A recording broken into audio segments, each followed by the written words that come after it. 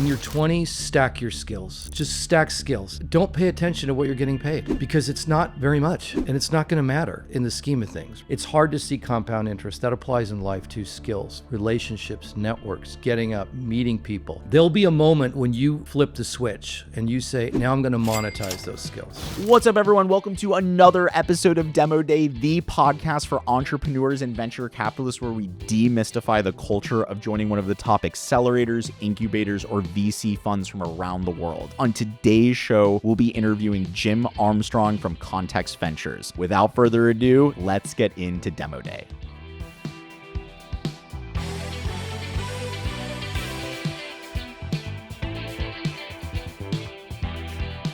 Jim, welcome to another episode of Demo Day. Thank you so much for coming down today. Thanks for having me. Now, Jim, you have over 30 years of experience as a VC. You've seen multiple cycles. I love listening to your stories of investing in PayPal, sitting across the table from Elon Musk during some of his early SpaceX conversations, and working with founders like Bill Gross and Idea Lab. And I've wanted to know, why startups? You've had opportunities over the last dozen of years to, spend your time in a lot of areas, but you've chosen to back founders, to be in the startup ecosystem. I'm curious, why is it a passion of yours for so many years? Yeah, that's interesting. If we get to talk about what I'm doing now, I've moved away from startups, and I can tell you why. But for most of my 30 years of venture, looking back at it, I did not consider myself a fund manager. And I think some of my LPs didn't enjoy that I didn't consider myself a fund manager, right? So I was in the industry for the challenge of it, for the excitement of it. And when I got into it, I was a software programmer early in my 20s. And I could tell that digital was going to be a thing, right? People were moving less from businesses around molecules, around structuring physical goods and hard goods, and it was going to be about ones and zeros, whether that's in processing ones and zeros or computing ones and zeros or interfacing with humans, ones and zeros, right? These big companies, and it was just a growth industry.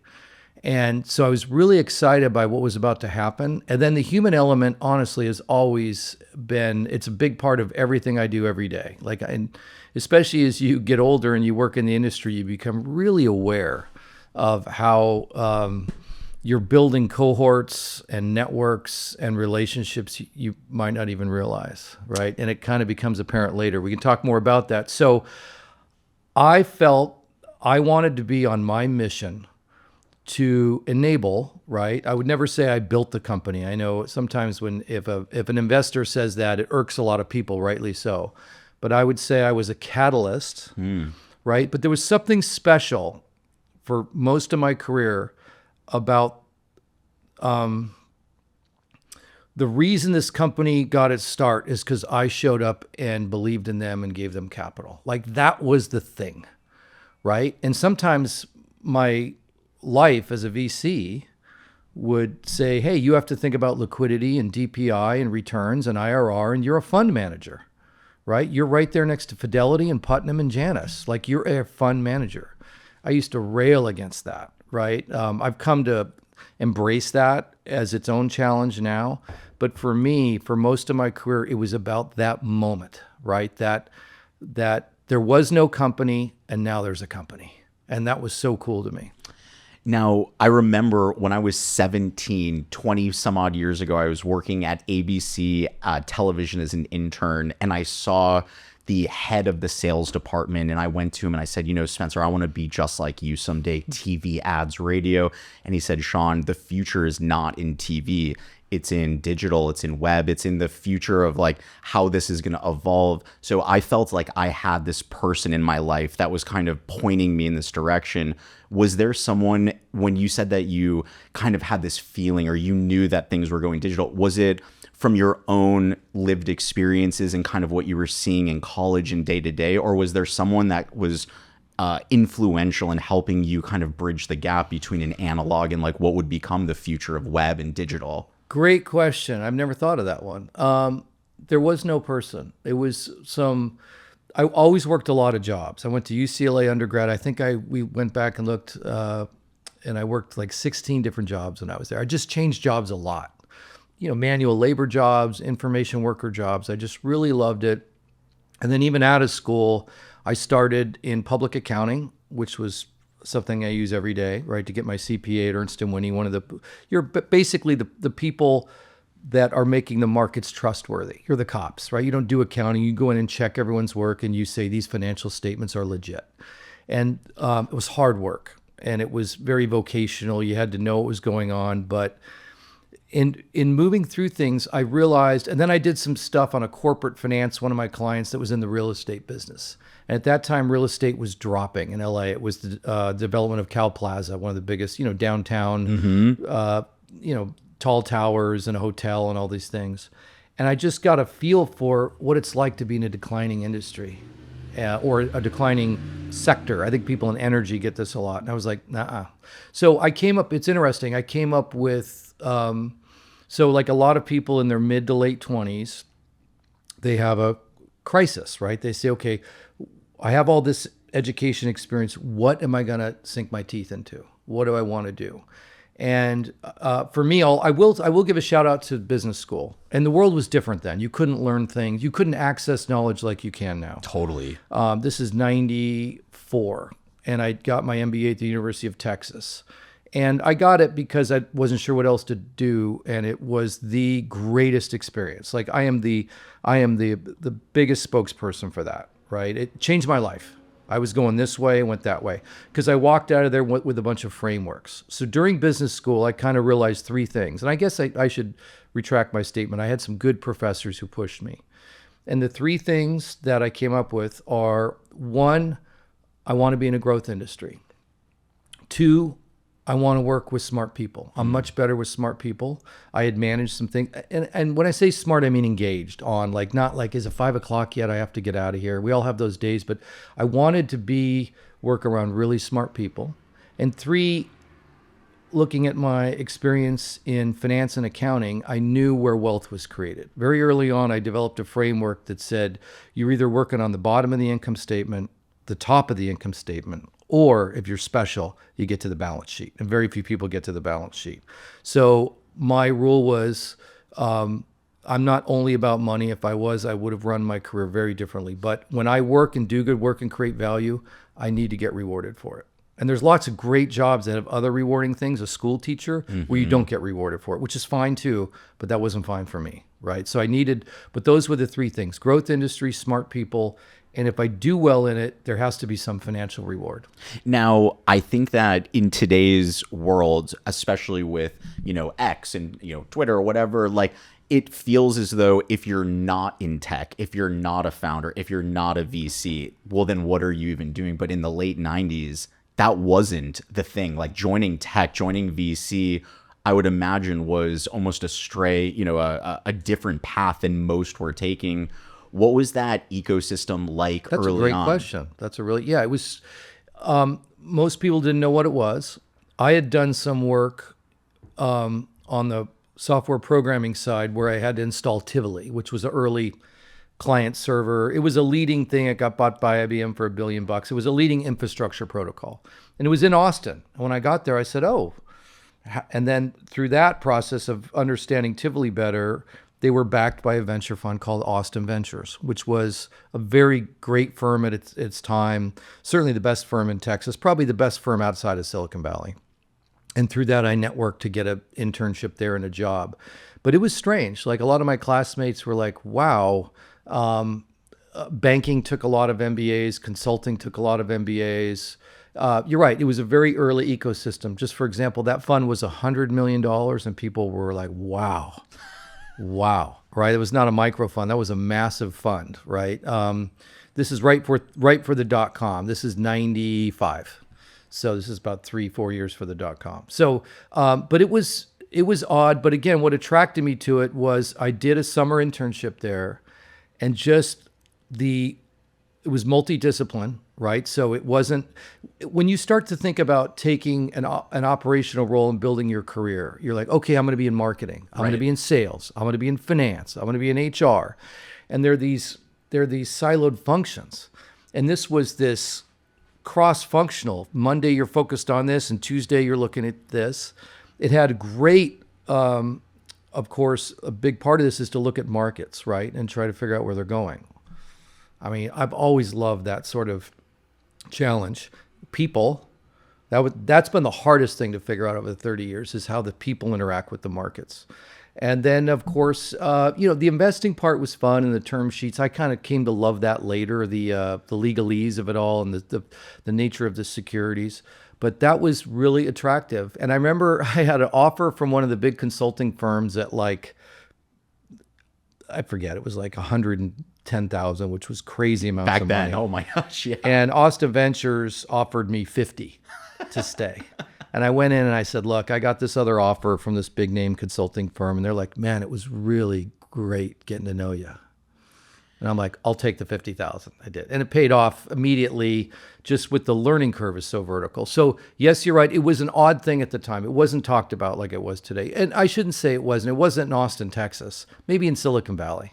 What do you think are the benefits in talking to, let's say, college students or just out of college? I think that there's this wave of like, I need to be an entrepreneur right now. I'm 19, 20, 21, 22. All my friends are doing their own things. What are the values that you see, or as you kind of reflect on your journey of taking less money now, but to have access? I think that if you're not starting a business, it's like, well, how do I make 100K? How do I make 200K? But it sounds like you had this option presented where I could make a lot of money, or I could kind of learn at the wayside of some of the people doing what I want. What do you say to some of these college students as the benefits of joining a team versus just starting a company right out of the bat? And Sean, that's going to be so relevant with what's happening with AI, right? So in your 20s, stack your skills, right? Just stack skills. Don't pay attention to what you're getting paid, because it's not very much, and it's not going to matter in the scheme of things, right? There'll be a moment when you flip the switch and you say, now I'm going to monetize those skills. And we'll go back to, maybe we'll talk about it later, the income statement balance sheet thing, where you work your way up, right? But let me talk about a pre-AI world for a minute, only because I'm watching what's happening like everyone else, and I can't speak intelligently about what things will be like 12 months from now. But some of these principles hold, right? When you get a job out of school, what are you doing, right? A young person, you said, or someone early in their career. You were stepping into someone else's business model, right? If someone comes to your business here and you hire them, you put out a job posting, hire them, you created, right? I don't mean it's, I believe in teams, but somebody took some risk and created an organization with a revenue model and an economic model that allows you to say, oh, I show up and I do this for Sean every day, right? So I'm stepping into someone else's business model. And I say it that way because that's what I think is going away, right? I think the ability to step into other people's business model, yes, you could still do it if you're renting cars or if you're an electrician or a lot of things that AI is not going to take. But the idea, I think Reid Hoffman said it well, jobs are going away, but opportunities are going to explode. But you're going to need to be crazy creative deal-making entrepreneurial person to take advantage of it, right? I think that's happening. But generally, in your 20s, your main job is to stack skills, right? And there's lots of people that write and talk about that. What do I mean by stacking skills? If I said to a person right now, let's anonymize it so it's not you and I. Let's say there's another person here. Do you know how to read a legal contract? Yes or no? No. Well, why don't you take next weekend and do it and finish it and then prove it some way? Go do a quick program with someone, say, I'll do it for free. If you just put on LinkedIn that I helped you analyze this legal contract. Do you know how to develop a pro forma? Do you know how to read financial statements? Do you know how to hire? Do you know how to fire? Do you know how to do evaluations? Do you know? And I could go through hundreds, thousands of skills in major categories and minor categories, right? I think that is your main goal, getting out of school and the education system. And we could debate whether the college education system in the US today, the way it's structured, helps people do that or not, right? I actually reached out on my own back to one of my social organizations at UCLA and said, I'm coming over, I'm delivering a deck, I want a bunch of undergrads in the room because you're all going into crisis and I'm going to help. And they're like, who are you? And I said, I went to there a long time ago, but I'm coming over to do that. I don't know if there's going to be one person there or 100 people there, but I see like everyone's off balance, and the poor colleges and education system has no hope of helping young people navigate what's about to happen, right?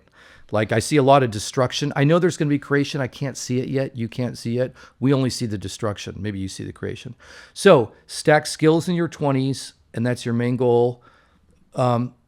Picking an industry is more important than anything else. It's the most important thing. You can switch jobs. You cannot. It's very hard to switch industries. That's one of the reasons I think MBAs exist, or post, graduate education. But if you've done some great things in the hospitality industry, you're going to have lots of opportunities in hospitality, but you're not going to be able to go over to finance, right? You're not, or if you're in, and vice versa. So again, all this is changing, but that's the way it's been to date. Yeah. And third is there will be a point when you can monetize that, but you're not going to make any money anyway in your 20s. You're not. You say, oh, I get a little more money for some extra spending money. I get a nicer car. That doesn't matter. Take a panoramic view, right? Not in life. Life, you should be present every minute, be with who you're with, hang out, enjoy, make sure you enjoy every day, build your networks, invest in friendships, all that stuff. But when it gets down to stressing over jobs and stuff, just build skills. Humans can't see infrared light. And I'm convinced humans can't see compound interest either. You can put it on a spreadsheet, right? There's famous cases where people say, well, would you rather have a penny that doubles every day or $10 million, for a penny that doubles every day for a month or $10 million? It's hard to see compound interest. That applies in life to skills, relationships, networks, getting up, meeting people, following up on what you say you're going to do, right? And including quick no's and just being respectful and learning. And that will pay off.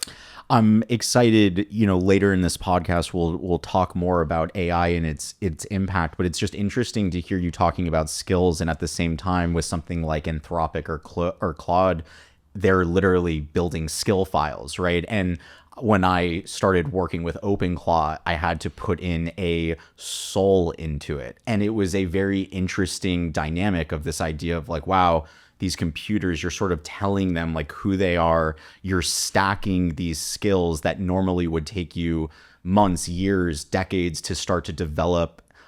It's interesting to see how that changes. And I'm curious your perspective on if you think it maintains that from 20 to 30, your goals are to continue building skills, or is it knowing which skills to stack and how to use them? But I want to get back to AI in a little. Great question. I do want to come back to that. Yeah, for sure. So, going back to kind of you as an investor, now that you've had time, I love talking to VCs that have had multiple cycles to be able to learn both about the market, the teams they like to invest in themselves. What do you feel that you notice in the industry of venture or investing that others don't? And maybe another way of asking is, what do you feel is your superpower? Well, the superpower, let me hold off on that because that one throws me. That one throws me. Okay. Let me answer it the first way. I notice liquidity and I notice spend, right? So what do I mean by that? I look at investments now with an innate sense. It's not always right, but it's more right than wrong about how I get out. And everyone focuses on getting into these investments, right? And then you hear this a lot. Oh, I got in and so firm did an up round. It's good. It's a good investment. So I look at the dynamics of liquidity, right? And getting the money back, right? Anyone can make an investment. It's a feel good. It's getting out. That's the trick, right? I am proud of my Forbes Midas list multiple ranking because that was a measure of DPI. And now when I sell my track record to I'm starting something new with a great group of people, but my track records, I'm most proud of the liquidity, right? It's all DPI, right? Versus total value paid in, right? It's not just book value. And then spend too. I think one of my best tools, superpower, if you will, that I've developed, it took a long time to develop, is I can see in an industry. And let me be a little more humble. I believe I can see an industry until I'm wrong, and then I correct fast. Or I try to see. I focus on where is the political will for spend across enterprises. You and I, before we started the podcast, were talking about your business, Coefficient Labs, and some of the ways it's gone after that. I could talk about that all day. I love that. That's what I love. People, and there are product people that say, oh my gosh, look, The autonomous car is going around the block. And my mind is, when is insurance going to switch? If this car hits someone who's liable, who's going to hold off on this? Where's the spend? What's going to be in the public board meeting? Where's the authority going to come from? How is the CFO going to kill this spend? Are we taking spend from someone else, right? So, and on the first side, let me jump back to liquidity. A question I'll ask, I used to ask more on the startup side. That was a bit of a gotcha question, was I would ask the question of an entrepreneur, tell me how I get my money back in this investment. And I wouldn't even listen to the answer, but if they did this, then I know they hadn't thought about it before. And that was a pretty big negative. So everyone's business plan reads like this. I have an idea. It needs some money. You have money. Give me money. And it should read, I have an idea. It's in a great market. You have money. You need yield. I have yield. Let me give you yield. Right? So not enough business plans. And to follow up on this a little bit, I always think it's interesting. Some of the best pitches I've got, certainly Elon pitches this way, right? Because he pitched me SpaceX early, and lots of my best, Naval Ravikant pitches this way. Love Naval. Yeah, I mean, I've backed him. We've been through a lot together. He's a really great guy to do an investment with. Let me juxtapose it with the normal way first. Hi, I have an idea. I've invented this new writing instrument. It's automatic. This is what it does. This is what it does. This is what it does. This is what it does. This is what it does. So now you put me in a position as a VC. I have to understand the market for these types of things. I have to understand the competitors. I have to do all this. I have to do all this. But you're talking about your product you've built. You're an inventor, right? Let's take the other way. Hi, I'm an entrepreneur. I've been looking at X industry. It's organized this way. It's organized this way for these reasons and these fundamentals. The fundamentals are changing. Spend is changing. Channels are changing. Drivers are changing. I think there's going to be an opportunity to build a product in this industry. What product? I don't know. I'll think of something. That is irresistible to a fund investor, right? Because it's again, you have to make sure there always has to be a product passion and a product genesis there. But when you look, in fact, I won't even say those are better. One's better than the other. They're different, right? When I invested in PayPal, Confinity at the time, it was about the product that Max Levchin built, right? When I invested with Naval and backed him in an early company in Semantic Web, it's more that I don't know what we're going to build, but this is how data is going to be indexed differently. And this is where Google's going to miss and where we have an opportunity to build some properties, right? So I wish I saw more of the second. Yeah. Because I think that's rarefied air. Well, I think part of it has to do with another point that I heard you make around founders not necessarily thinking through the strategy of the first meeting versus second meeting. And they, you go as a founder, you're like, oh my gosh, I have this opportunity. I want to show them how great my thing is. I'm going to show them how we're so different. And so you get so attached to like, I only have one shot to get all this information, and you stop thinking about the dynamics of what's actually happening. Maybe you could talk a little bit about, how founders can think slightly different. When I was listening to you, I thought of it or wrote it down here as a mindset shift of a first meeting versus a second, third, fourth. Maybe you could talk a little bit about that. Yeah, I'm a huge fan of reframes, right? So stacking skills in your 20s, I know we're going to come back to that, or stacking capabilities, is maybe a better word in the AI world, is a reframe. So a reframe on what you're talking about is I saw a lot of, and again, this is, this sounds VC arrogant, but it's not VC arrogant. It's all of us in the startup ecosystem, right? We're all being pitched all the time. And you can tell when someone is exactly what you said, like, this is my one shot. So I need to be comprehensive. What if that last little detail that I almost left out is what ticks people over the edge? So I would argue comprehensive is the opposite of persuasive, right? Those two are different.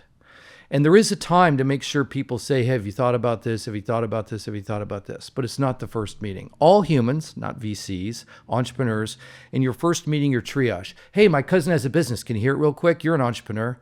Yeah, sure. What is it?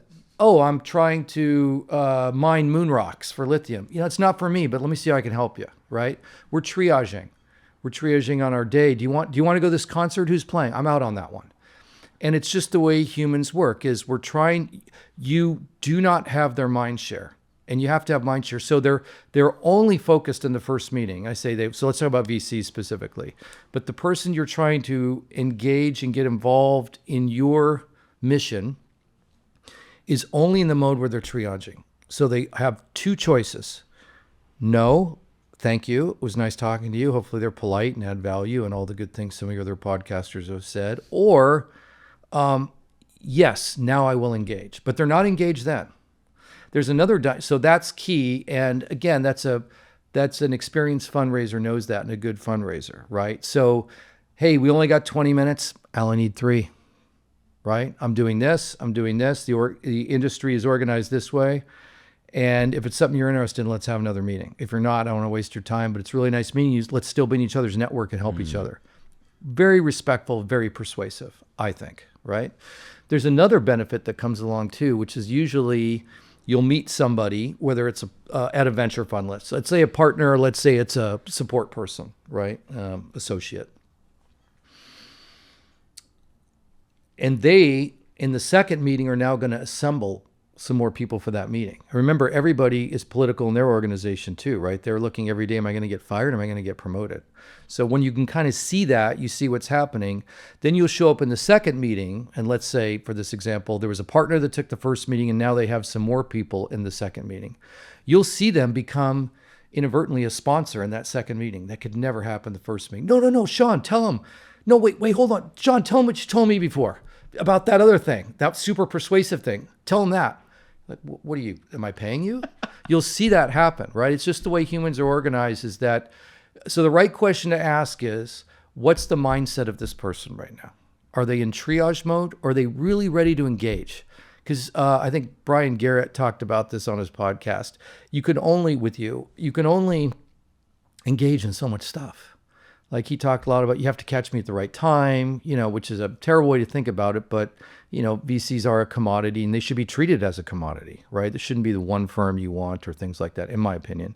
But, you're looking for capital for your business. Anyway, I think I made the point that when you reframe that, you're a much better pitch person and it's a lot more fun. Totally. You're not sitting there saying, oh my gosh, I feel like I'm talking to myself. I'm pushing a rope up a hill. This meeting's taking the energy out of me. Just say, look, I believe in my mission. I believe I'm going to create returns. Here's my mission in 3 or 4 sentences, or 8 or 9. And I'm pitching something right now, a new fun concept. And believe me, it's easier to talk about it than do it, right? I'm at 15 slides. I want to get to 5. That's hard, right? What to leave out is hard, but you got to trust that it's more fun. It's more fun. I'll just say it that way. It's more fun to pitch. Now, when you are meeting, it's so cool when, for people that are like grown up in college and out of college with like the tech ecosystem, it's like, wait, he invested in PayPal, he invested in Elon. Like you have this opportunity to meet these people, Matt Lafferty, Bill Gross. Like you start, for the tech people, it's like, oh my gosh, that's so cool. And I'm curious, like, as you've had this opportunity to back so many founders, what is the most underrated quality that you see in successful founders? Well, I could answer to you through underrated because I think this is recognized. Let me think that through. Underrated. Yeah, I'll say... Another way too of saying underrated is like, what makes you kind of lean in and go, this person has it? Got it.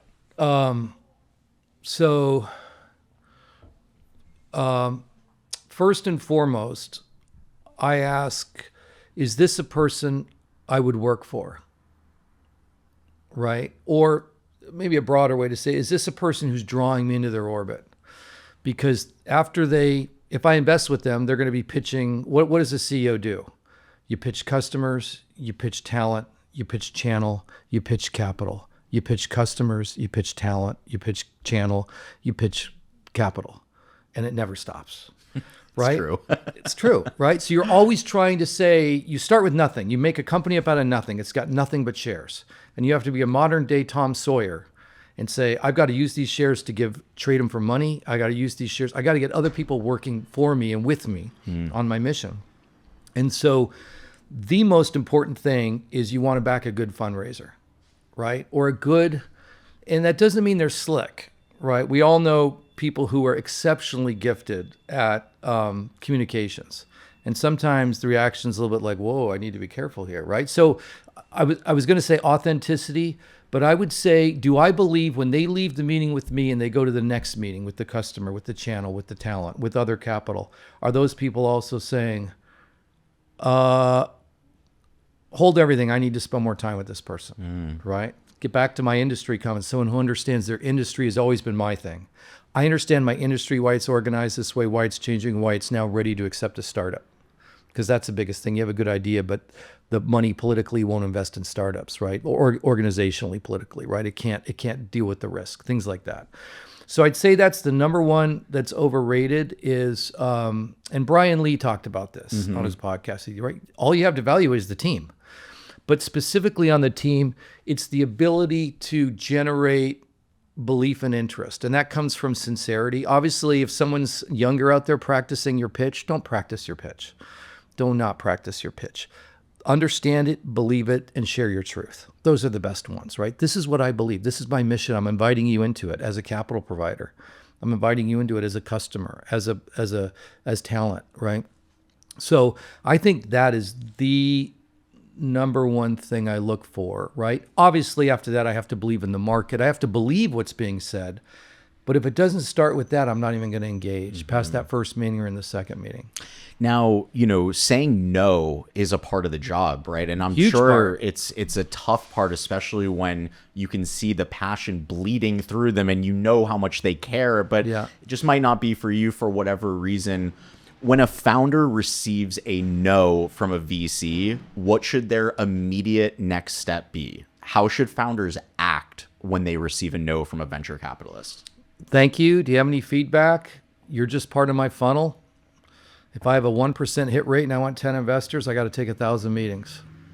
Do you think it's important for them? Because I've heard, both yourself, investors like Mark Suster talk about the concept of the lines and the dots and wanting to see, do you like when those sorts of founders in a right sort of way keep you updated over the course of time? Is it a no forever for you? Gosh, it's absolutely not a no forever. It's a no right now. And again, obviously, and I think Brian Garrett touched on this on one of the podcasts you did, but you don't know what state that person's in. You don't know if they just got their partners just said, you're in the doghouse for a year. Maybe their investors said, we're out for the new fund. They don't have any money. They're not going to tell you that. So you don't know. So you can't take it personal. It's just data. And absolutely, I even ask, I think almost every company I've met with to say, I'm now on your news feed. I'm now on your network, right? When I have the time, if I can help, certainly if it's a market I'm investing in, just send me an update, right? It doesn't cost, I'll delete it if I don't want to see it. But that list should grow. I love fundraising now. I mean, for me, raising funds, and I used to not love it, right? And now I've come to love it because I'm getting to interact with this customer with insights, and they're all going on my funnel, which has gotten longer and longer and longer and longer, right? So people move around. You should take every meeting as a super accelerated network meeting. Just the fact you got the meeting. And that's another reason to be short and persuasive, because then they're like, oh my gosh, that person before, I asked one question, I got a 7-minute answer. And one of my partners said, he's a brilliant guy, a billionaire now, partner of Clearstone, said, we had a meeting and I said, wow, you were kind of quiet in that meeting. I thought you were excited about this company. He said, well, I asked one question, and this guy's very persnickety, super smart, but very persnickety. But he said, I got a 6-minute answer. And so I decided right then I was never asking another question, and I'm not going to invest in this company. Now, that's just one person's view. That's not a VC truism. Other people would say, hey, let me cut you off, or hey, I want to take advantage of the time. But I don't know, there's so much there about being short, but absolutely it's not a no forever. In fact, that person, you just met with them in this short life we had, this short, beautiful life we had. You just shared, you brought them in their mission. They're in the network whether they like it or not. And if they choose not to respond, then they're out of the network, right? What advice do you have for founders in building their early team? And I ask it more from the perspective of what's a blind spot that you believe many founders just miss altogether when hiring their first employees? Man, you're asking good questions, I got to say. This is a hard one for me because I advise a lot. Even though I'm doing some later stage stuff now, I still am very engaged. My early stage, I was on the phone with a early stage founder here I'm advising, right? Like pre-revenue, just getting the Series C done. Been through some different co-founder stuff. Yeah, it's a tough one. So I'll say the blind spot is, and I have it too, this is my blind spot, so I can speak to it, but I recognize it now, is I don't like starting things alone. I don't know why. I want a co-founder. Now, in the VC world, that's kind of a known thing that LPs don't want to be sold GP funds, so fine. But I feel like even if I was starting a company, I get my energy talking to other people, reflecting back. I want a thought partner. I could get as an advisor. So the number one blind spot is people go into business as co-founders and then it's not they don't like each other. We're not supposed to like everybody in the world. You don't need to like people. You can like people, not like people, get along with people, build relationships with people, be professional and courteous to people. That all works. But they have some irreconcilable differences and some poor communication skills, talk about building skills, that lead to a lack of respect. And once respect is lost, and venture funds are notorious for this because there's not one CEO, right? All the partners, nobody can tell anyone else what to do, but you all have to work together. So that's why 90% fail. They become dysfunctional, right? I think it's a really high percentage. I think the ones that aren't dysfunctional, we're all amazed by, like if they can make it through and create a sustaining brand, right? Whether they're Machiavellian, whatever structure they have, right? Whether they're, however they structure themselves.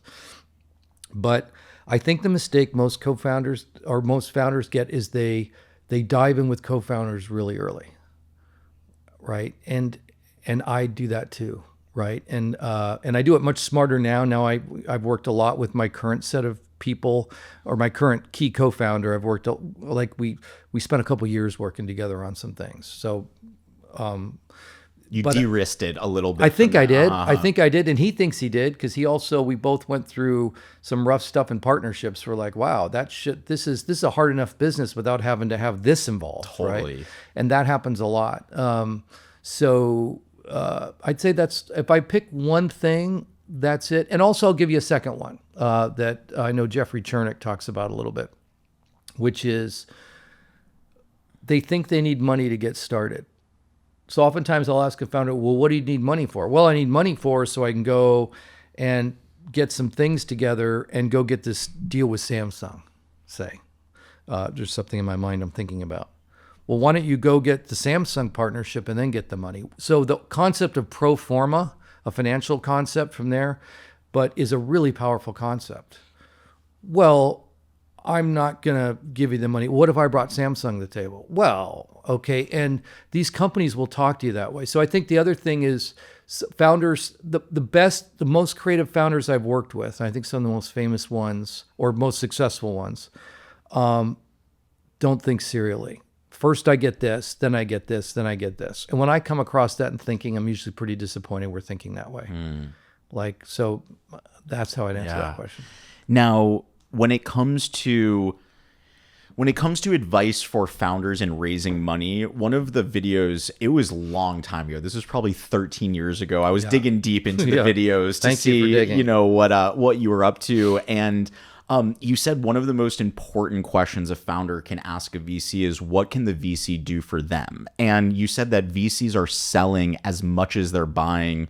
And I wanted to ask you about like the underbelly of that question, because as a founder, you're so kind of like, I have this product, I need to raise money to get to this step, this person's going to give me money, but you don't really start thinking about like the other side or what a right partnership is. And why do you think it's important for founders to be aware of, the VCs they're working with and how it can be a bilateral relationship from that perspective? And I was just curious, like, why do you think it's important for founders to be, aware of these sorts of things as well? By the way, this is really tough. And again, as someone who is an entrepreneur in my own right, I start venture funds, right? I go raise money for them, right? I actually love the concept of trying to figure out where the market has moved. And me as a fund manager out returning the market in this category, like it's fun, right? So I get it. You're like, look, I want money and your money's green and let's go.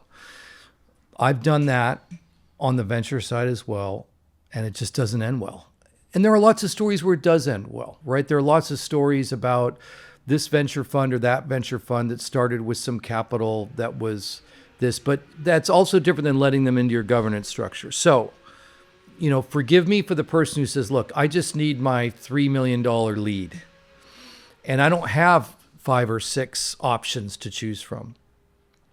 I think it's fine to say that, but just be aware that you're going to pay for that and you should structure around it, right? Mm-hmm. You are going to get someone. So first of all, there's a lot of signaling in the market that happens from that, right? And again, we can talk about different categories, right? Most of the VCs, I think, in the market are, I shouldn't say this, or the right way to say it is they're good. I do think they're good, right? Mm-hmm. So I had a conversation with the founder on the way here. I was a couple minutes late coming up the stairs. Jim, I got this person who wants to invest in me. You know this person. Like, there's zero value add. Even the way they're signaling is, look, I'll only come in if other people validate it first. Mm-hmm. Like, well, what are you running early stage capital for? Like, what is the point of running early stage capital if you're not willing to go out there and take a risk and saying, I don't care what the rest of the world says. I believe. And we're surrounded every day by saying, this can't be true. Oh, it's true. Or this has to be true. Oh, it's not true. That's the whole point of bubbles and markets and everything else. So if you're going to take money from a person like that, try to leave them off the board or out of the governance structure. We can get into specifics, but it is important to ask the questions. You may not have the option, and I accept that, and you just want to get going, but at least be explicit about what you're signing up for. Yeah. Right? And that's really important. So for example, the way you structure the financing, typically what happens is everyone says, well, I'm going out, and someone will say, I'm going to give you a lead term sheet and it expires in a week. I think maybe once in my career I was talked into giving an expiring term sheet and I regret it. Like, cause I don't want to trap someone that way. Mm-hmm. Like, we're either in this or we're not. Mm-hmm. And I've also been cut out of deals because of that too. Right. But that's fine. That's part of the business. And it's so hard to say, I'm sorry, I can't take your money. I see you more as like, you effectively you're kind of killing the financing, and that's really tough. So I don't want to make light of this and just give some theoretical answer, which sounds easy for you. Mm-hmm. But it is the way you structure the financing. You want to go after, you want to prioritize money you'll be proud to take, and everyone will say that's good. That doesn't mean Andreessen necessarily. Mm-hmm, mm-hmm. It doesn't mean Sequoia. It could be a strategic. It could be a wealthy individual. And it's fine if they say, look, I'm going to add no value except the money. That's okay. The money's the main thing I'm after. Totally. Will you let me build an advisory board? Will you let me put some other people on the board? If we do an independent seat, can I direct it? Can I pick it and you nominate it? There's lots of ways to work around that. It's fine. What I'm saying is just be explicit about what you're walking into, and they will. That board member, like when I've worked around companies, especially in the B2B space, but B2C also. B2C tends to be feast or famine, so it takes care of itself. But the B2B, Sean, one of the main reasons people want to M&A early, right, which is good for them and not good for the fund, typically on a larger fund, right? And there's lots of dynamics there. I've had lots of, not fights, but heated debates with my founders about whether we sell or not. A fund has a goal, like they just want the power law. Mm-hmm. But the entrepreneur is like, hey man, I'm driving a beat up car and my kids don't have money for school, and this is meaningful to me if it's not to your fund. That's the usual dynamic in institutional venture. But my serial B2B tech founders have said, I sell because I don't like my board. It's just not fun anymore. I go to board meetings, it's a bunch of scowling faces. No one's helping me. All I get is it's never good enough. It's never good enough. The board dynamics across my career have been appalling. Sometimes from the founder, mostly from the other VCs. And I don't want to work with people like that, right? It's just crazy. Now, you said on a panel, VC is a great business and a terrible business model. And I, found that to be interesting from the perspective of, you said you go through the good times, the bad times, the hard times, but never the boring times. Yeah. And when you think about your journey as a VC, what do you think has changed the most? Like when you, let me ask it a different way. What is something that you believed about being an investor or being a venture capitalist for way too long that ended up not being true? That's a great question. I think I believed it was a good asset class, or I didn't evaluate the asset class, right? So when I say asset class, I mean everyone, top quartile, bottom quartile, right? So I kind of joke with my entrepreneur friends who can be, snarky to the VC class, which is fun. I love it because, behind closed doors, we're a little snarky sometimes, the entrepreneur class. But we're all working on this together. But I call it the great unlicensed profession, right? You don't need a license to practice VC. You just need some money or some connection of money. You hang a shingle, and next thing you know, you name a firm, you're a VC. So when you look at it as an asset class, it is awful. It is awful. And that ties into the first comment you made as part of that. If you and I started a venture fund today, right? Which we might. You never know. We might. It might happen today. So we start a new $100 million venture fund, just to pick a number, and we launch it in Q3. You're going to make money on that. I'm not talking management fee money. I think I always try to get away from that, right? And especially these days in my funds, and I've got some really fun, innovative structures that make LPs say, wow, that's incredible. I've never seen that before. But you're going to get your first meaningful checks out of that in the year 2042. That's when you're going to make money if we start the fund. You'll get your first checks in 2042 in about 16 years.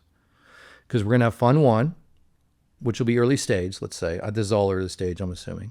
We're going to deploy that over 3 years, right? We'll deploy about 30 million of it if we go on average. We're going to reserve 70 because we're reserving for management fees in the old structure, and we're waiting to pile on our winners, right? Assuming we negotiated good pro rata rights. And then those businesses will grow. So we'll invest in those 2026 to 2029. And the fails will happen in the first 5 years. And the pile-ons will start investing in those in the late 2030s. And depending on capital markets being open, and if we want to sell early M&A, then we got to return the fund before you get into carry. So your first company you might own 12% of and you sell for $400 million. You're like, oh, great, that's $48 million. You're not even in carry yet. You got to get to $100 million before you get to carry. So it happens again. Now you're at 96. So it'll be 2042 before you make money. That's not a good business model. Not when you say it like that. That is what I've lived, right? That was Austin Ventures, ideal. And I wasn't a partner there. I was just on the sports staff there. But it's where I learned the business from an amazing group of mentors who spent such time with me. Incredible. They're still friends and amazing. But Ideal Lab Capital, which... and Clearstone and March Capital Partners and every other one I've seen, and all my venture friends, we sit around and commiserate a little bit. That's what I mean by that. It's fair. It's not unfair, right? And that's why I think VCs are tempted to go for the management fees and start stacking those fund over fund. And those are properly, rightly under scrutiny these days in a world of, Vanguard has 8 bips management fee. The market's changed on that. And every VC who listens to this right now will be nodding, saying, yeah, that's right. So that's what I mean. The heuristic is you start making money on fund 3. So when we raise fund 3, that's when the money starts to flow a little bit. Because you've kind of had you've had the time to catch up to it. Your first fund starting to deliver. By the way, each one of those funds should require a big GP commit, so you've got to round trip the money back into the asset class. That I haven't really included that. So in other words, you better love it. Yeah. You better love it. You better not say, God, I really can't wait till I'm retire. Now, we can talk about how this transitions into what you're working on now, but for those that are either not in the tech ecosystem or maybe some of the earlier like junior VCs, associates that are just coming into it, how do you describe the current state of the VC or funding ecosystem? Just in general, like, I know that you have a really unique and interesting way of how you're tackling it, but when you talk about this is what's going on right now, like people need to understand how VC has changed over this last 5-10 years. How do you describe the current state to those that are maybe not in it day to day? Yeah. But you mean direct it towards people who are in the industry or wanting to get in the industry, or Yeah, just, well, I just maybe just more on like your philosophy of where we're at oh, today, you know, got it. because like Got it. yeah, And let me talk about venture capital, meaning early stage. I think I'm curious on the early stage front. I know that a lot of your focus and investment is later, but yeah, I'm curious just in general what you're seeing for Series A, B, C, Yes. like those sorts of companies. Right. So I think it's really healthy, meaning there's a lot of money out there. And I know it's scared, but it's also raised. I just looked at the numbers about the, kind of the backlog of money that's been raised and not deployed. And it's monstrous, right? So again, think about a fund. You're pulling a 2% of management fee a year off money that's still in your LP's account. You haven't even called it yet. They're paying you management fees on money in their account. You think you're going to show up that annual meeting and say, sorry, I didn't make any investments this year? You're not. You will find a way to put it to work, right? Now, the caveat is if I had an early stage fund right now that I had raised that had to invest in this AI, I think I might give it back. I think it's really tough right now, really tough, right? Not because it's not going to be great, because I can't see it yet. I can't see where the opportunities are. I see the LLMs all packing in more and more capability. I'm looking at application software as a 40-year interim thing. I think software is going away. I think it's going to be the LLMs delivering capability with infrastructure and what people are calling context engineering on the company side. And I think that's just a function of the cost curve of software going to zero and the ability to create software. All of us are inundated, right, with stories every week of, you won't believe what I did with Claude Code. It's crazy, right? Totally. So when cost curves change, industries change. It's always one of the most important things to look at, I think.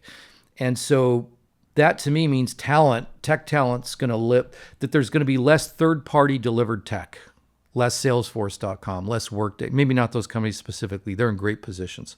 But there's going to be, right now, a company that builds office supplies doesn't hire tech people. They go to their vendors to give them their CRM and give them, and I think that's changing where it's, because software is free and instant. Why wouldn't you have your own software just built with a small team that can now do what a large team did? Right? Yeah. That's so I think I see that happening. But what I would say today is healthy from amount of point of view.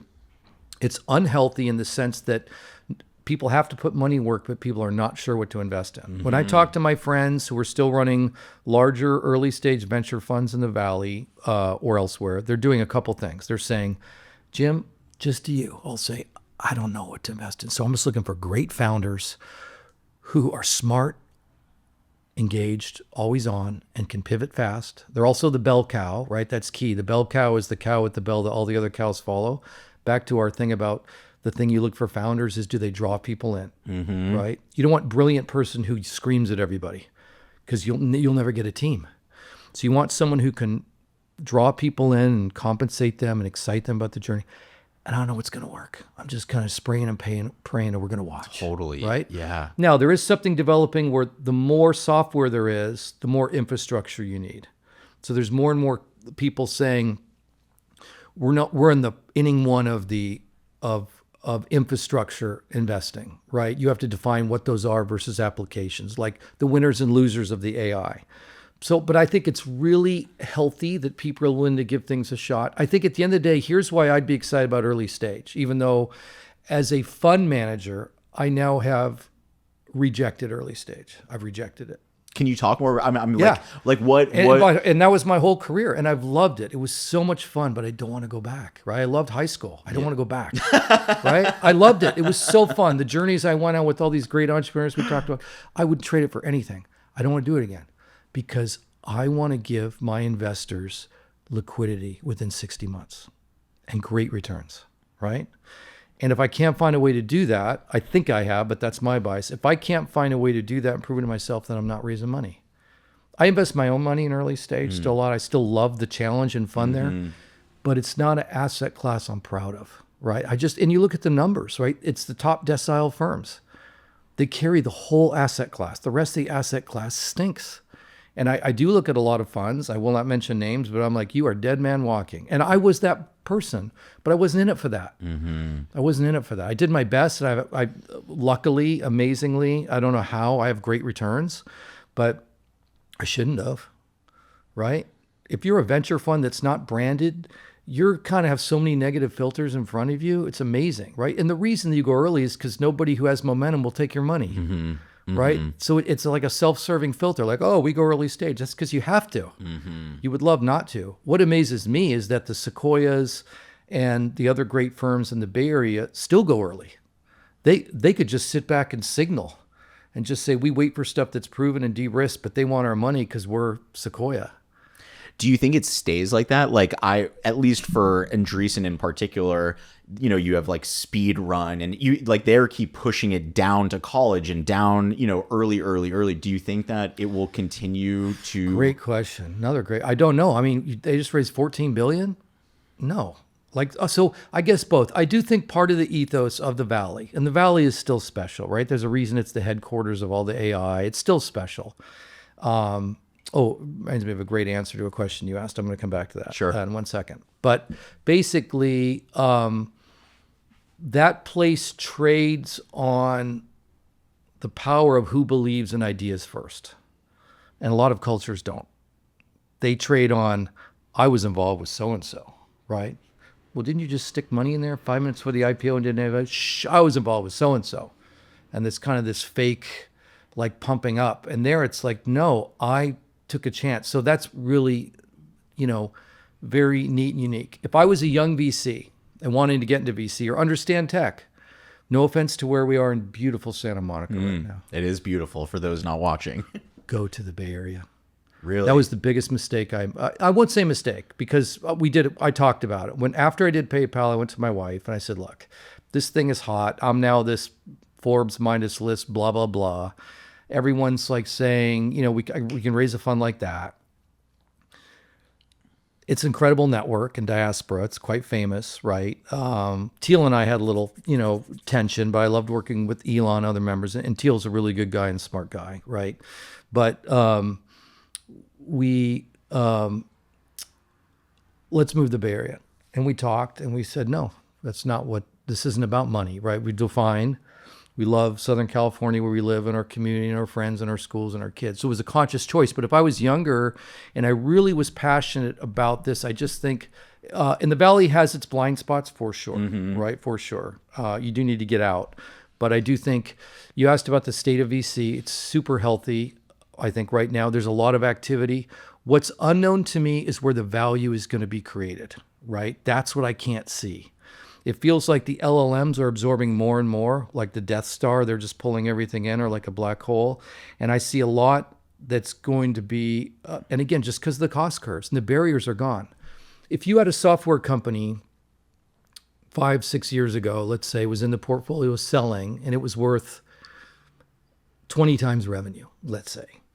I know why it's worth 20 times revenue, because it's got customers. It's got SaaS revenue. Every January 1, it starts with a revenue number. It's got channel's key. Channel's who sees the market leader. It's got a product team that understands the space, and everyone can see a very predictable rise in future cash flows. Put more capital in, and then those things grow, right? And a lot of those barriers I just talked about are gone or going away as we sit here. And day to day. Yeah. Like they're gone. They're gone. People aren't going to secure their tech through channels now. There's just not like before, like, again, we're wandering a little bit here, so hopefully you'll edit some of this. I'm rolling with you. An application, and I've backed dozens of application companies. So what do you look for in an application company? So let's talk about the AI dynamic I see, which is a subset of the venture question. The first is you'd look for a system of record that's needed. So someone comes into your office and says, hey, do you know right now all the companies use this as an industry and they all keep it on Excel spreadsheets?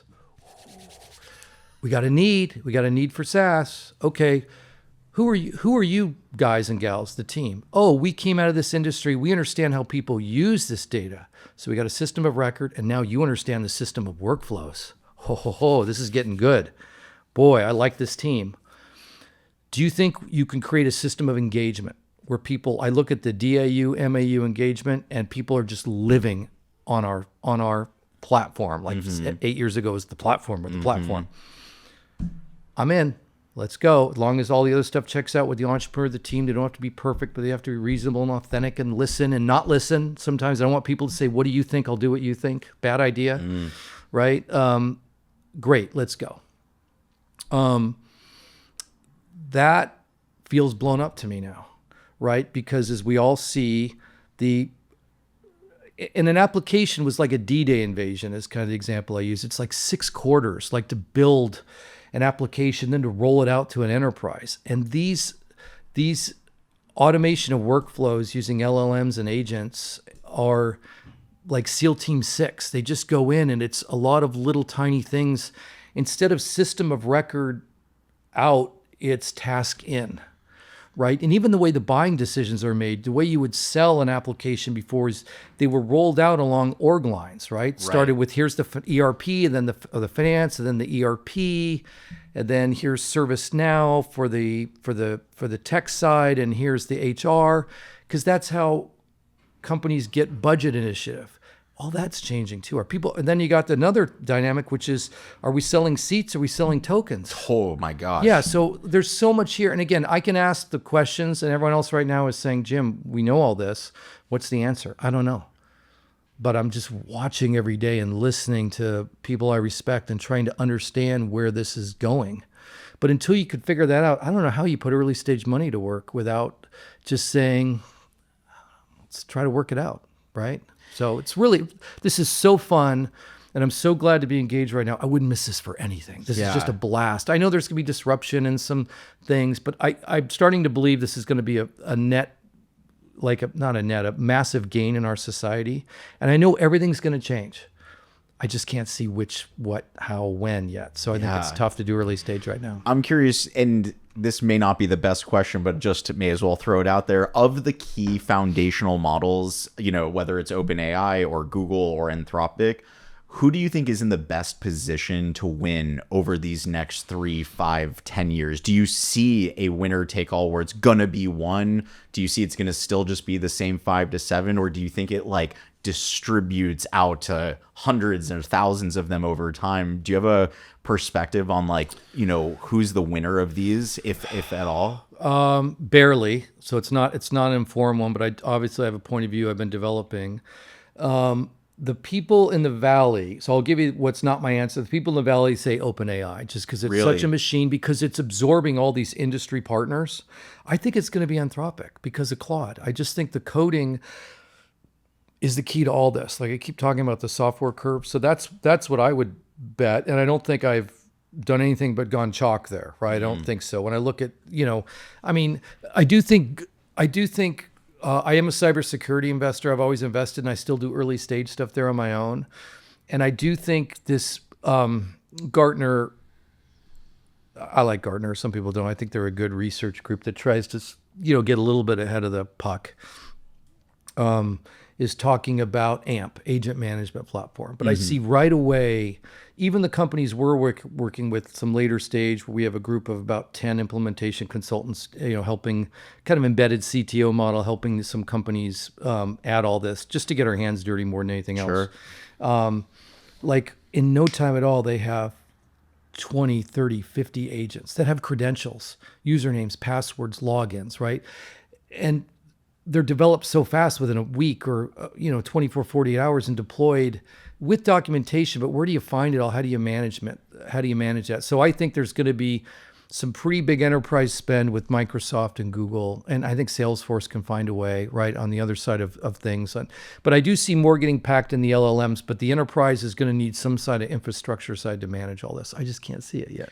Have you had time to develop one of the things that I have enjoyed about this conversation, I actually find when I'm I've known you for an hour or two, but I just see this superpower of your vision around when this happens and this happens and this happens and this, and I can see it all the way through to the end. And it's cool to watch how you play mental chess with yourself. And, people are looking at steps 1 and 2, and you're already thinking but if this happens, we'll end here. And, when I think about this sort of our children, right? I've got a 5.5-year-old, and I'm what's the world's going to look like when he's 15 and he's in high school, and 10 years from now, there's the side that's there's going to be so much opportunity and so much technology. And then there's the other side that's where everyone's going to be out of work and no companies are going to be Have you thought or played around with that idea of like what you kind of imagine the world to be like, let's say, 5-10 years out, maybe not in the next 2 years, but when you start thinking about like your children and their children? Kind of with the young people in my life, I try to mentor, including my own kids. And I think about the things that were available to me in terms of stuff that AI has absorbed that are no longer available. So I can give you some thoughts on that, right? I think the thing that let's go back to the skills discussion, because a lot of people may have listened to that and said, Jim, all those skills are now going to be LLMs. Agency, understanding organizations, and understanding deal making, initiation of projects and ideas that create wealth, and how wealth is created. I think my kids are out of college now, but if my kids were, I'm trying to teach all my kids that now. They're out of college, but they didn't learn it in college. Sure. Gosh, I wish we could change the curriculum, right? Because it's not rocket science. It's just a reframe. So what do I mean by that?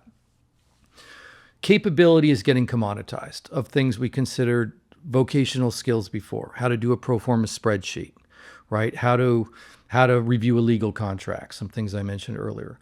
What AI can't do now, and I don't know if it ever will, but it could, because this is moving so fast. That's the hardest part about this, right? Right. You're like, how do I see 3 years from now when I can't see three months from now? Right. But I would say agency and creation is going to be a human endeavor, right? And let's say we're going to frame it as the most important thing is that your children or any young person today finds two things: meaningful work that they can engage in, be proud of, and a way to make enough wealth to be self-sufficient. Doesn't mean they need to own houses everywhere, but they need to not be a ward of the state, right? Okay, if those are the goals, I would argue the following. One, teach them about creating an organization. So in 60 seconds, we can go online and create an EIN number, federal, and launch an LLC. And you create a new company with 10 million shares, just to make up a number. That tends to be the number all the time. So you and I create our new fund. We're doing our new fund. We're doing a lot. Right. This is a great So we partnership. create it, and it's 10 million shares, and it's in play. Today's Friday, by Tuesday. So now we have a counterparty. When you have a counterparty, that's a thing. So the United States government, the IRS, recognize that as an entity. It's a thing, right? I can go find Disney's EIN number. The Walt Disney Company has an EIN number. It's a thing and a counterparty. And what is a company that's worth $1 million or $1 billion? It's just a nexus of contracts, right? So let's pick on the Walt Disney Company. The Walt Disney Company has contracts with land it owns, where it builds amusement parks. It has contracts with employees, has contracts with vendors who show up. It has contracts with technical people. It has contracts with sub-companies. It's just contracts. You can't have a contract without a counterparty. So we've created a counterparty, right? This is an example of what kids should learn, young people should learn. So now you've created these 10 million shares. You can't buy coffee with the 10 million shares. They're completely without value. So now what story and narrative can I wrap around these 10 million shares? Sean and I are creating a fund. We created this new strategy. It's going to be amazing. I'd like in on that. Great. Why don't you give me $5 million? I'll give you some of these shares. So now I've traded the shares for capital.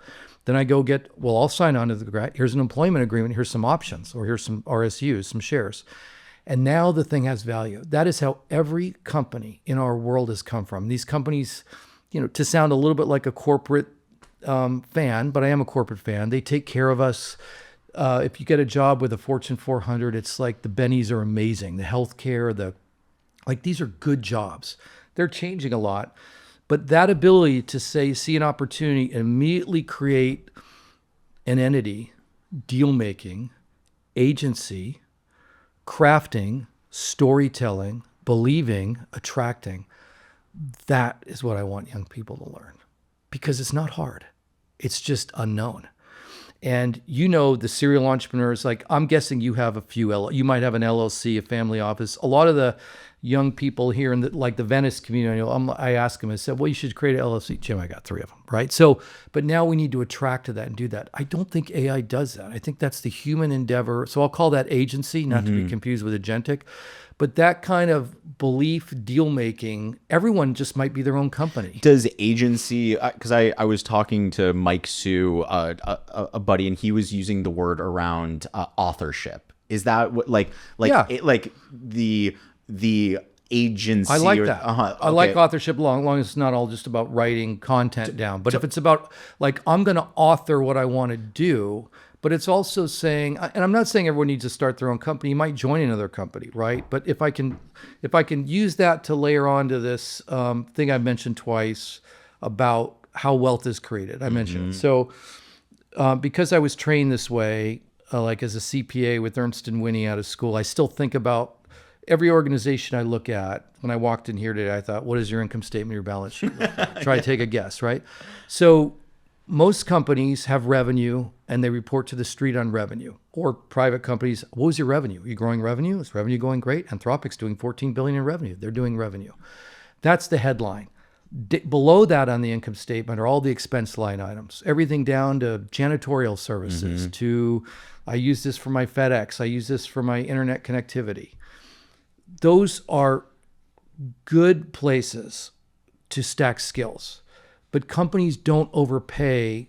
Accounting's a great example. I learned this. I was running a corporate finance department after Ernst and Winnie, and I noticed I was walking $30,000 checks every week, commission sales checks, over to the salesperson who was leasing up a 30-story tower at Cal Plaza, who I think was doing it all over golf rounds at LA Country Club. But my accounting team was in there till 11 o'clock at night, and they were getting $30,000 a year. So I was like, what's the difference? Well, the salesperson was affiliated with revenue. And they just spent $300 million building a tower. They needed to lease it up. Oh, Coopers and Lybrand's taking a floor, $30,000 check, selling floors. So as you move up the income statement, the bottom of the income statement is fine to be there. So if you're working as an expense function for another company, that's fine, as long as you're stacking skills. But the goal should be the more you get affiliated with revenue, the more you can command. When I was an accountant, if I said I'd like $10 more, they'd say, get out, I got another accountant, right? I know you're doing great work, but you're an expense center. You're not what's important to the company. You can measure it that way. Then, of course, getting over to the balance sheet is rarefied air, right? I think most Americans experience that through home ownership, which is why the government pushes it, and mutual funds, which, the last 50 years has been an incredible wealth thing, right? So if you buy a share of Amazon stock, Andrew Jassy works for you. If I buy a share of Microsoft stock, Satya Nadella, he works for me. I'm going to the beach today. You work for me, right? And that's the right way to think about it as you're a founder. I always think you stop thinking about ownership percentages, whether you own 50% or 49%. Start thinking how many shares you own. And even if you only own 1 million shares and there's 100 million shares outstanding, you own 1%. But if those shares are worth $50 each, what do you care, right? I really believe, and your job is to get other people to help you make those shares valuable. I think that's really valuable. But also the balance sheet has other benefits too, right? We live in a world where a lot of people think there's income disparity. There is, right? And that's a big topic, right? And that's all in the income statement. But on the balance sheet, if that lot across the street is for sale, a vacant lot, and you buy it for $1 million today and you sell it, Sean, for $10 million a year later, no one gripes. We all had the opportunity. So there's something different about balance sheet wealth. And so not right away. You asked me earlier, should people go into startups? Most people in startups get dumber, not smarter. There's something about having access, working with whatever industry you want to be in, an industry leader. But at some point, like that's back to your core question. That's what I want to teach young people, is start thinking in these reframes. And that way it's okay to say, oh, I'm working a low job. In fact, I even have one young person I'm counseling who has some parents with some money, not that much money, but enough. I said, just go get a job. Like, start doing things for free. Don't You had 17 jobs growing up. Yeah. Well, I changed every 90 days, but it was when I was an undergrad. But I would say, like, for instance, what if I took away the need for a salary? A lot of people say, well, I want this job, I'll learn more, but I need to take this more for the money, right? And again, it's a little tone deaf to say, don't worry about the money. But if you can find another way to lower your expenses, but the key thing is, what skills are you stacking? What are you learning? And again, I do think in the age of AI, we're going to have to rapidly transform this to agency or authorship. I like that word, right? Where you're going to need to say, I no longer have the ability just to step in someone else's business model, right? When I went to work for Ernst & Winnie, someone had created that business model. I just stepped in. They're like, hey, we're paying Jim 14 an hour. We're making 30 an hour off him. Jim's great. If you step into someone else's business model, they have to make more off you than they're paying you. And that's a great framework. Are they? How are they? How can I do that? Learn. But that's what people need to author their own. I like that a lot. So that's, I don't know how you teach that, but I know we have to try. Well, yeah, I mean, I know for me, I'm trying with my son. He came and said, Dad, I want you to buy me video games. I said, well, you're 5.5 and, I'm not going to buy you video games. He said, well, my cousins have video games. I said, listen, mommy and daddy aren't buying you video games, but if you want to start saving your money, you can actually buy yourself video games. He said, well, how do I make money? I said, well, you're probably going to have to start a business. I said, what's a business, And so we got him some sunglasses and he went down to the beach and he sold his first 5 pairs of glasses. He only 5.5, but it's like putting them in the position of like, how do I get the attention of people walking by and how do I, solve a problem? So I think to your point, like getting them thinking about building at an early age is certainly, what I'm trying to do. What he should do is go to his cousin and say, I'd like to rent that from you. We're going to fractionalize your video games, then get all of his friends and take a little vig on that. Anyway, that's okay. I'm gonna go, buddy. We have but he's only 5.5. New business plan here, right? Yeah. When you think about your career, what is the thing you're most proud of? When you kind of look back on all of these experiences and all of the opportunities, when you sit at home with your wife and you go, it was a great run here. What are the things that you think about that you're most proud of? I have thought about that because I've kind of, as I switched away from early stage, I said, okay, it made me think about that. The people I've backed, right? Naval, Thiel, Levchin, Musk in a way. He and I negotiated the first X.com and PayPal merger. But some ones you haven't heard of too. There's a great Southern California company, 2 entrepreneurs, Alice Sion and Mazda Marvasti. And we developed a kind of a transparent management system for virtualization in data centers when it was coming along. They're so smart. They were out of Glendale and we moved it to Orange County, a company called Integrian. And I bridged payroll 12 times. My partners were like, Quigley was throwing staplers at me. It was tough. And the reason I did it was the financial crisis. And the other investors walked. And you could see that VMware needed to have this product. VMware ended up buying it for a pretty nice number. But you could just see it was going to happen. And I would never want one of my partners to do that to me today. It was completely irresponsible to do that. It was but it worked out and got through it. So Why stuff was it a belief that was so deep that you couldn't walk away? Yeah, well, let me tell you, I'll ignore my own advice earlier. We were so naive on how the industry was organized. Back to my, saying the difference between a product-focused value proposition and an industry-focused value proposition, right? We're competing against, Tivoli had a product called Cockpit, HP OpenView, CA had Unicenter, BMC Patrol. There was 4 big players in the market that already did data center management, transparency, right? As you manage a data center. This is kind of pre-cloud. Okay. And so VMware introduced virtualized machines, and that was going to change something, and those 4 were to get it. But we didn't really dig in on how it was sold, right? I was just too young in the VC. I was only in it at that point, 12 years or something. I just didn't have the experience to push that, to make sure we were great at that.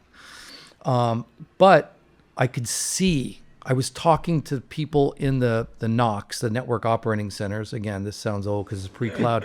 And they were like, I couldn't live without this product. This product was called Alive by Integrian. And so I was fighting my partners on it, but we ended up selling it for, and by the way, every time I funded, I was pretty tough. Like I took shares away from all the other investors who at the time in the financial wouldn't crisis keep the money. Wouldn't keep the money. So I ended up with Clearstone ended up with half of the company, right? And I even begged the founder not to sell. I went to Mazda and said, Mazda, I think this could be worth $1 billion. And I got the speech, Jim, you've only been in this 5 or 6 years. It was a pretty fast round trip, all things considered. I've been in this 9, and driving this beat up car, and my wife's unhappy with our schooling of our kids. And he's like, and he went on to become a really well-placed CTO at VMware, made a lot of money, and Alive went on to become $1 billion line of business for VMware. But that's one that doesn't get talked about. And I've got a lot of those. And so the people I worked with, and they all are way more wealthy than me, way more wealthy. And I love it. Jim, I want to close the podcast with, an update around like, what are you most excited about right now? You have things happening, in your business world, you've got family, you've got personal. What are the things right now that you're most excited about? And if you want to talk, more about the current fund that you're building and are growing, and maybe just, talk about some of the, what's taking up time right now and what are you kind of most excited about? Yeah. Well, I'll keep it career-wise, right? Life's great in my personal life, but career-wise, I would say with a group of guys from Drive Capital. Drive Capital was is a really good fund in the middle of the country, ex-Sequoia partners. And one of the key GPs there, Andy Jenks and I, were on a board together of a company we both invested early stage, and we're kind of finishing each other's sentences. And when he was leaving his fund, I said, well, I left March in 2019. He left Drive. I'm like, we should work together. So, and we started, and we were looking for a way to get our hands dirty, right? Is the only way to understand it, applying these LLMs to enterprises, which is very different than personal productivity. Everyone's using it for personal productivity, but how does it get involved in... And we started with middle market companies because the Fortune 500s are going to be very locked down with compliance for a while. And we're seeing some shocking results, right? And we've already raised some funds around that to do. I kind of said I'd never do another committed fund again. I've been doing SPVs with my own money and some LPs money. And now I think there's a strategy here for this. So I'm kind of super excited by that. But I'm most excited to just watch the gains, right? So what's interesting about that is this. If I came to you 5 years ago and said, hey, Sean, I'm going to do this fund, and I'm going to go to any company that installs this key application, Salesforce, and I'm going to assume that it might be a lighting company or an equipment rental company. And when they install Salesforce, because of Salesforce, they're going to become a super valuable market leader. Jim, that's not a very good idea. It's just an application. So the premise we're making, and I believe it's true, but I'm trying to make sure it's true for myself too, is this is different. And that companies that adopt this early are, and there's a fun twist here, and we're asking them, will you sign up to trust us to be your embedded CTO? And we'll fund the initiative. That's part of the use of capital because these companies are doing hundreds of millions of revenue already, and they're profitable already. Will you, business owner, sign up for this to drive for market leadership, AI-driven market leadership? Will you believe us that this is a thing? And of course, if it does that, then we'll do a change of control at the company or a change of control of our security. We're working through the details because these companies are like, I'm not going to sell this company. I've had it, for 20 years. It's my ATM every year. I pull $4 million out as an owner, and you're asking me to forego some of that for this bigger thing. And so that's really fun and exciting. And the other thing that's really fun, the twist there is this, Sean, is when we go to these companies, I didn't see this coming. Everyone's going to these companies saying, hey, I'd like to sell you some AI for some money. If you give me money, I'll give you some software to do some things. Back to my income statement, balance sheet, right? I can't help it. They're way down the income statement. Hey, I see you're spending this on office supplies. I can save you $100,000 a year in office supplies with AI, and you pay me 50, and we both win. That's not going to make a company valuable, right? So we're the only ones walking in there because it's not a budget item to say, let's not fire people. Let's not harvest cash flows. We're not levering these companies, right? Let's go for more revenue, more capability. Let's take share. Let's use AI to take share. So it's really pioneering. Like, we're learning every week. We've attracted about 10 people who Andy and I have known, who are 7 of them are serial tech founders who've come to me and said, I don't want to start another B2B company now. I'm looking at the tea leaves. I don't know what it's going to be like when I build it in 5 or 7 or 10 years. Jim, do you have anything I can work on to get my hands dirty? And I know you, Jim, you'll always make me participate. You'll insist I participate in the ups, right? Everyone who works with me, I've always been, and I could say this on air because everyone will be nodding, saying, yeah, that's Jim, is I think what's in it for them? What's in it for them? Do I have a chance to make 5, 10, 50, $100 million working with you, Jim, on something like this? Can we do this? Can we do it on the fund side and the other side? So we've created a little solutions company. No one wants to be in the hourly solutions business, but we're trying to create an investment vehicle around that with a premise. But what's fun is it's pioneering a security that this market's never seen before. They're like, what is this thing, right? This isn't, the PE firms come in and say, I'll just buy you and I'll do it from here. Or not PE, Coastal is doing this now, General Catalyst, Thrive Capital. This is more alignment, right? It's minority control investment, which is called venture capital. And what's funny, last thing I'll say is my PE friends have always said, like, how do you do it? Like, how do you invest in a company, but you don't control every single thing? Like, that seems crazy to me. Like, it's this mutually assured destruction between venture person and CEO founder, right? You mean, Jim, you just can't touch your nose and then you fire the CEO and get it. No, you have to work with them, right? And so when people say, why are you doing that approach in this market? Andy and I say, well, that's what we've done our whole careers, right? Andy was at Alexa pre-Amazon. He was a serial founder in the Bay Area. He was at Coastal Ventures, at EMC Ventures, then at Drive for a lot of years. So he's awesome. But we're having a blast. And we don't know where this is going. We can kind of see something developing that's really powerful. So just to be engaged in all this is really cool. Yeah. In the game. It's fun. I always like to conclude our podcasts with the same question. That is, if there was one person in your life, could be personal, could be business, but one person in your life that has made just a monumental impact on you, and maybe you haven't had the chance to let them know what a big impact you've made or they've made on you, is there anyone that comes to mind that deserves a special shout out today? Joe Aragona and Ken DeAngelis, because they hired me into this business when it was really rare and hard to get in. 1995 Austin Ventures. I interviewed with them. I'd kind of studied the firm. I didn't know the first thing about venture capital, and they took a chance on me, and I was there for 3 years, and it was awesome. Jim, this has been an amazing episode. I appreciate you so much. Looking forward to our fund and our businesses together. We have so much opportunity together, and I just want to say thank you for coming down. I appreciate you. Me also, by the way, great questions. That's some of the best I've ever had. So thank you. Thank you so much. And for everyone watching at home, I'm your host, Sean Goldfaden from Coefficient Labs, and this is Demo Day. Peace, guys.